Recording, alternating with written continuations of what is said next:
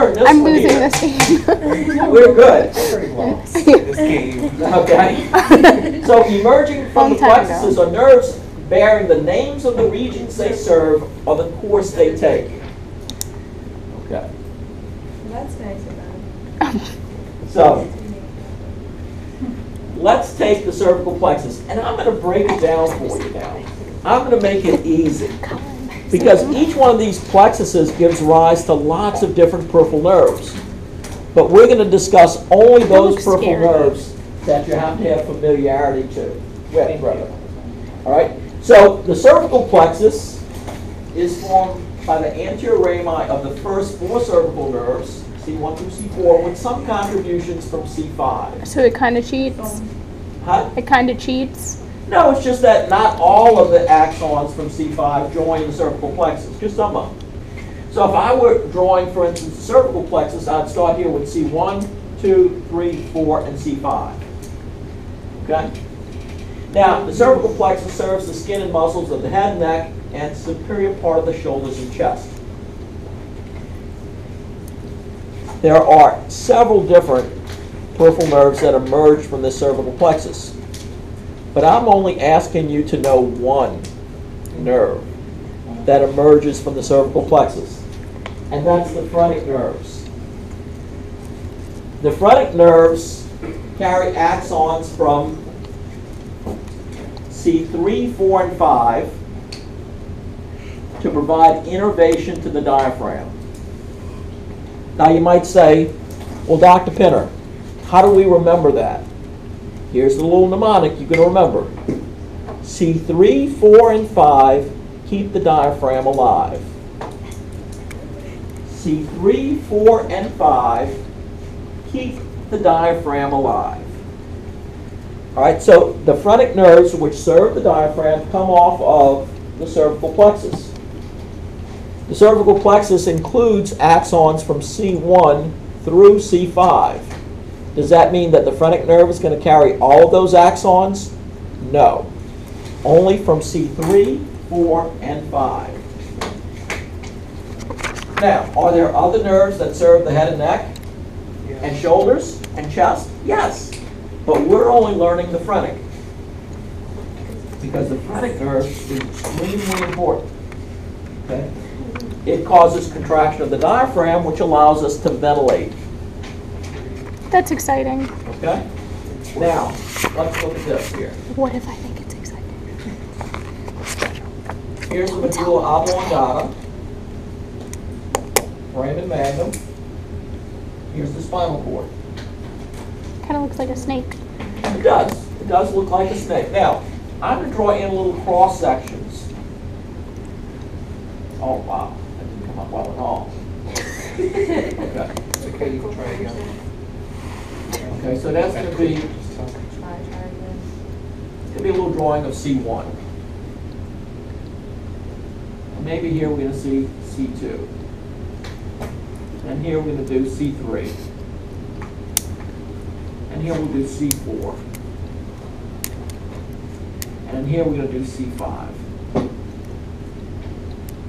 And then let's do C6 here. Okay.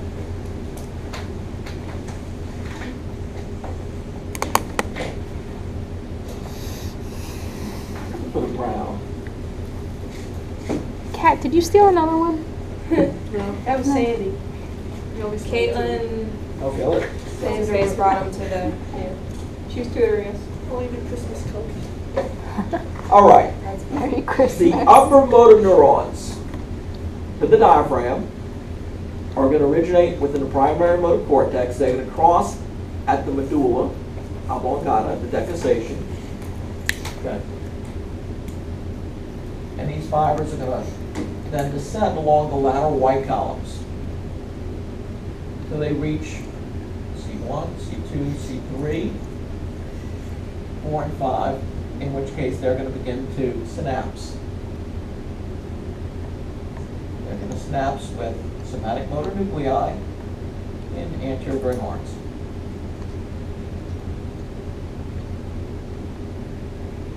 Okay. Now, these pyramidal tracts are going to carry other upper motor neurons as well, but these other upper motor neurons are providing innervation to other muscles. For instance, in green here, this is going to, let's see, C1, C2, C3, C4, C5, C6. So these greens here are going to C5 and C6 to provide innervation, let's say, to the biceps. Okay? So those upper motor neurons that are destined to provide innervation to the diaphragm, however, are going to synapse here at 3, 4, and 5. And then at 3, 4, and 5, lower motor neurons are going to leave the spinal cord. And they're eventually going to join together to form the phrenic nerve. Okay. It's going to come down here and snaps with the muscle of the diaphragm. Everybody with me? Yes. So, if you have a spinal cord injury, let's say you're riding a horse and you get thrown, like Superman, But not in a good way. 'Cause you- and you have a high cervical fracture that then transects the spinal cord. In other words, those segments of bone, broken, fractured bone, then pierce the spinal cord. Let's say it's at the C2, C3 level here that the fracture occurs. Will you be able to breathe on your own if you transect the spinal cord at that level? Negatory. No, because you're disrupting all of those upper motor neurons that are providing innervation to the diaphragm. So you die? Well, If you don't unless you want. get assistance right away, if there's emergency medical services available and they come to your aid and start ventilating for you, then no. But I thought that- How does the healing process work in that case? You don't. You're on machines, right? You're on a machine. Unless you choose to And be what the DNR, hope then is you that some die. of those axons that are disrupted are going to come back together. Okay? Now, if there are any neurons that have died, they're dead. Right. But if there's only been damage to the axons, then they may reconnect. So some of that ability to breathe may return. Now, let's suppose, though, that you have a transection below C5. Is it going to affect ventilation? No. No, because all of those upper motor neurons that are innervating the diaphragm, they have already synapsed at this point. Okay? So now you're disrupting upper motor neurons, okay, like those that are going to provide innervation to the upper extremity muscles, like the biceps. You're going to have some upper and or lower extremity weakness, but at least you'll be able to breathe on your own. Now, if the transection is somewhere between C3 and C5, you're going to have partial paralysis of the diaphragm. The higher up the injury is, the more severe the paralysis. Does that make sense? Yes. So is this the kind of stuff that they're testing for whenever they do like EMG and nerve conduction? No, usually with EMG and nerve conduction studies, they're testing for peripheral nerve injuries. I'll give you an example. Someone has a carpal tunnel syndrome. Well, they may do a nerve conduction study of the median nerve to see how fast the action potential travels down that nerve. If it's being compressed or damaged, it's going to affect conduction velocity. But it's not necessarily like a trauma related. Well, it can be trauma related, but it's usually peripheral nerves, not spinal cord injuries. You see this damage here, when you have a high cervical spinal cord transection, you're transecting pyramidal tracts, Right. upper motor neurons.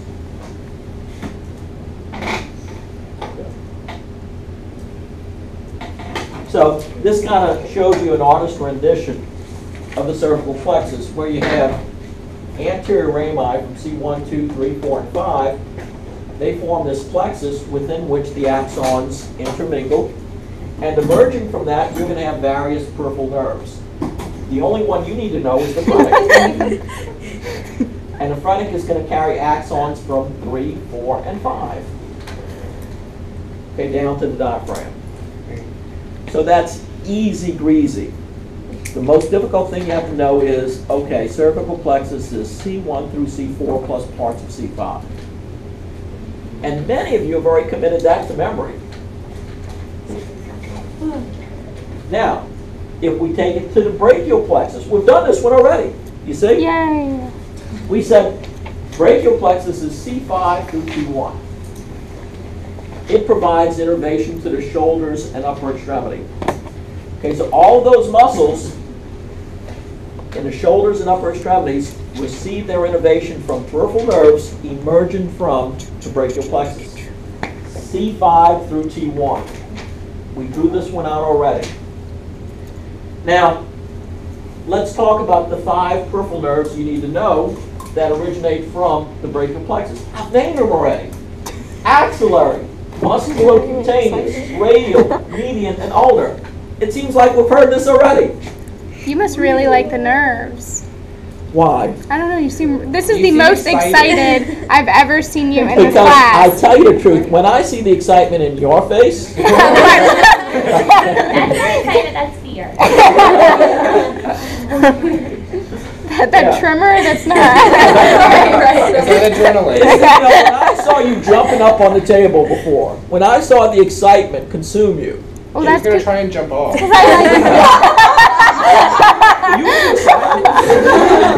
you do realize that you have to be a little higher up, right? No.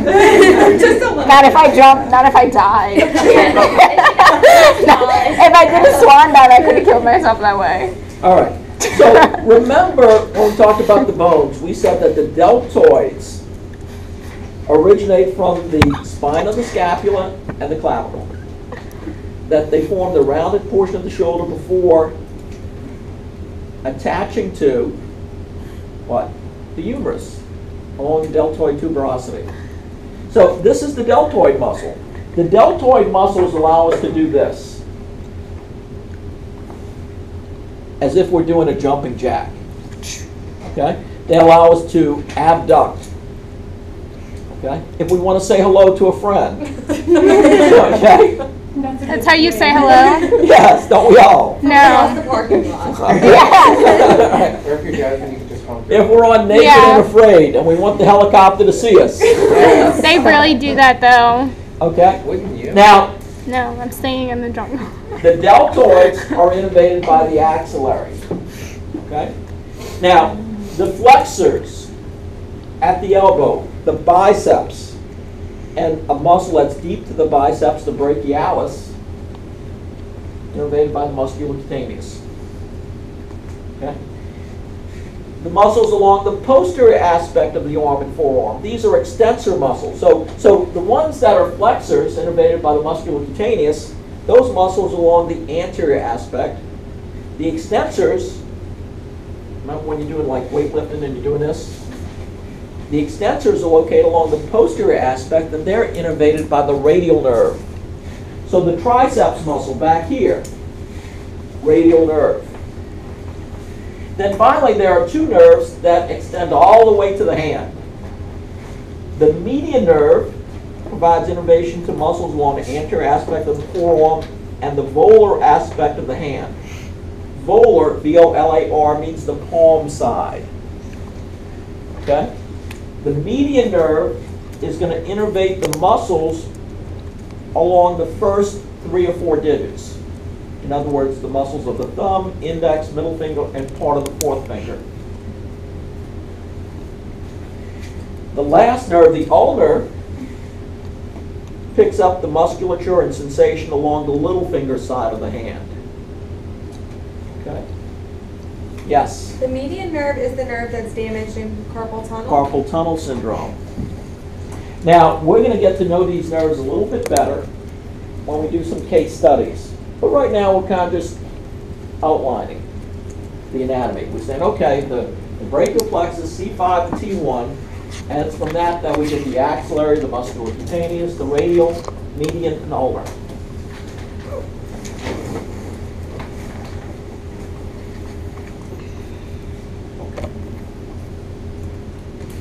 Now, this is a picture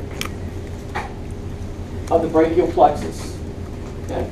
C5 through T1 this is the plexus here. All of the nerves that emerge from the brachial plexus pass deep to the clavicle to provide innervation to the muscles of the shoulder and upper extremity. Now, you're going to look at our friend the wall man over here. Wall man. That's it. Wallflower. The wall man has all of the nerves and plexuses you need to know. Yes. Right. Oh, I'll show you that later. Yeah, and they show part of it there. Calm down, Ebony. People get excited when you talk about peripheral nerve. Yeah, so excited to jump off tables like we were talking about before. So notice that this nerve here that's wrapping around the humerus, that's the axillary. That's going to innervate the deltoid. Okay? Now, the ulnar nerve is going to pass posterior to the medial epicondyle. Okay, so the ulnar nerve, one way to recognize it proximally is that it passes posterior to the medial epicondyle right next to the olecranon process. So that many times when you hit your elbow, it causes numbness in the distribution of the ulnar nerve. Okay. What can I tell you about the radial nerve? Well, the radial nerve is going to pass along the posterior aspect of the humerus. In fact, we didn't talk about this when we looked at the humerus, but you might have read about this. There is a radial groove along the posterior shaft of the humerus. That radial groove is where the radial nerve passes. We talked about that, I think. Posterior. Okay? Yeah, a little bit. Now, the radial nerve, once it wraps around the humerus, it comes down into the forearm, and it terminates along the dorsal aspect of the thumb. Dorsal, not volar. The musculocutaneous nerve, okay, is going to be located along the ventral aspect or anterior aspect of the arm. Remember, it's innervating the biceps and brachialis. And then distally, the median nerve extends all the way down to the hand and to provide innervation to the sensory innervation to the first 3.5 digits. Whereas the